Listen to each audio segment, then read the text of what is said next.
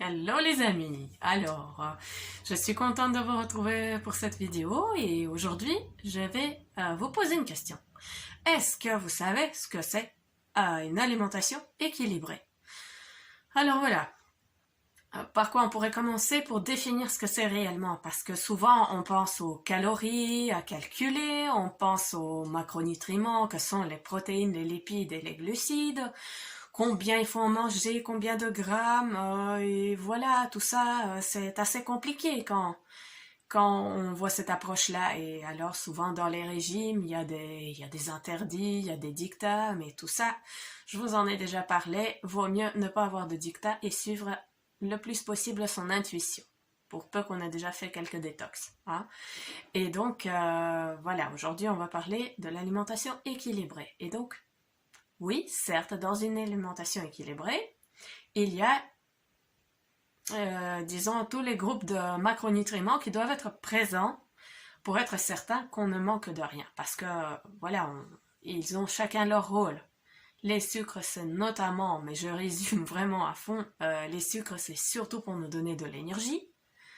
Alors, les lipides, bah, ils jouent un rôle dans l'absorption de certaines vitamines liposolubles, mais également dans la reconstruction de certains tissus qui sont à haute teneur en lipides, comme par exemple le cerveau. Le cerveau, il a environ la moitié des cellules bah, sont constituées de lipides. Donc voilà, il y a une grande teneur de lipides dans le cerveau. Et puis les protéines, bah, c'est plus, en vérité, comme j'aime bien le répéter, ce n'est pas vraiment les protéines dont nous avons besoin, mais les acides aminés, parce que les cellules ne savent absolument rien faire des protéines. Les protéines sont de très longues chaînes d'acides aminés, et donc les cellules, ce qu'elles ont besoin, c'est réellement des acides aminés déjà découpés en petites parties. Donc un acide aminé à la fois, et alors les cellules, bah, elles prennent ce qu'elles ont besoin. Les acides aminés passent dans le sang, une fois que... Allez, je veux dire, si le système digestif a bien fait le processus et a découpé toutes les protéines comme il se doit en acides aminés, alors les acides aminés passent dans le sang et alors les cellules peuvent bénéficier de ces acides aminés pour reconstruire les tissus de l'organisme.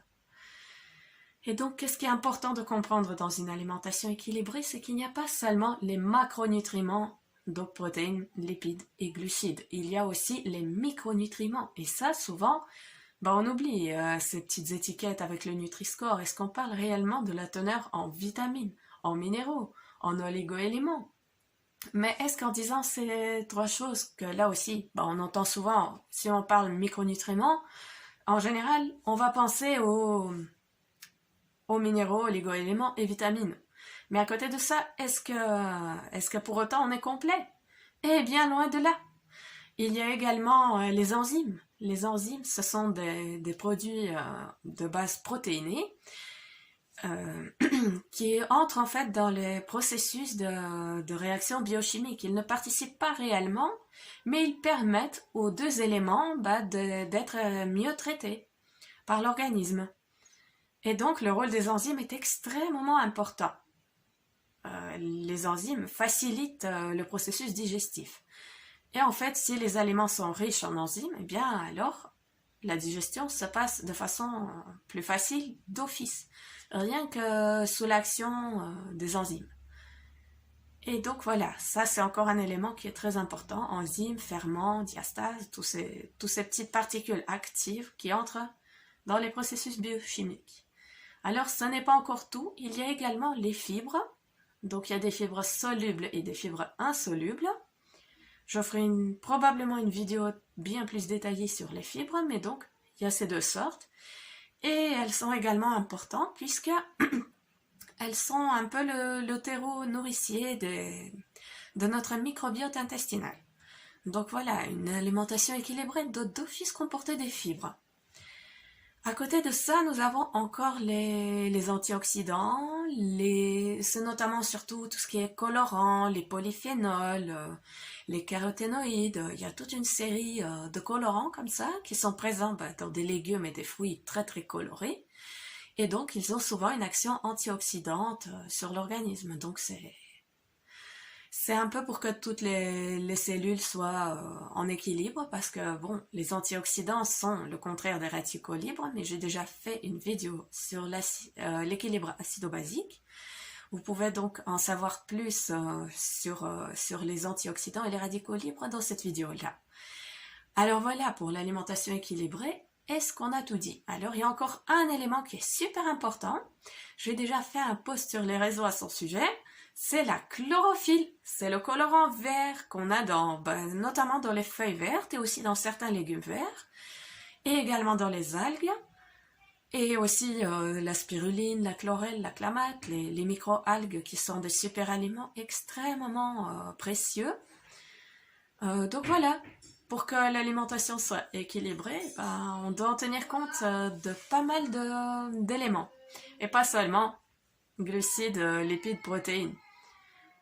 Alors dans l'alimentation vivante, les aliments qu'on doit du coup privilégier, les fruits pour les glucides, les vitamines, c'est top. Alors dans les légumes et les feuilles vertes, on trouve aussi énormément de minéraux, d'oligo-éléments et également bien sûr la chlorophylle pour ceux qui sont verts. Alors ensuite, on parle beaucoup de protéines, mais en vérité, le monde végétal ne contient pas des longues chaînes de protéines hyper compliquées à digérer et qui posent souvent des problèmes d'allergie, comme par exemple la protéine dans l'œuf, la protéine dans les oléagineux, la protéine dans le lait de vache, également le gluten qui est une molécule protéinée très très longue et très très complexe. Eh bien, ces aliments posent problème au niveau des allergies parce que le corps, il a du fil à retordre pour décomposer des molécules aussi longues et complexes. Donc, ce qui se passe, c'est qu'elles sont souvent pas décomposées complètement. Mais là aussi, j'ai déjà des vidéos auxquelles vous pouvez vous référer pour en savoir plus en détail sur ce sujet. Alors donc, ici, pour les protéines, donc plutôt pour les sources d'acides aminés et de courtes chaînes de protéines, dans le monde végétal, bien sûr, les feuilles vertes, les algues, le pollen, la spiruline sont des sources vraiment excellentes. Donc voilà, vous ne risquez pas de manquer si vous mangez beaucoup de produits végétaux. Ça va au contraire vous faire du bien, détoxifier votre organisme et puis sur la détox et sur toutes ces choses-là, il y aura encore du matériel. Abonnez-vous à la chaîne YouTube Elena Roux pour ne manquer aucune nouvelle. Et bien sûr, n'hésitez pas à me dire si vous pensez que votre alimentation est équilibrée. Et sinon, qu'est-ce que vous pensez que vous pourriez corriger pour qu'elle soit un petit peu plus équilibrée? Voilà, ça vous amène un petit peu de réflexion pour mieux prendre soin de vous. Et sur ce, cette petite vidéo prend fin. Je vous dis à bientôt et belle et lumineuse journée à vous.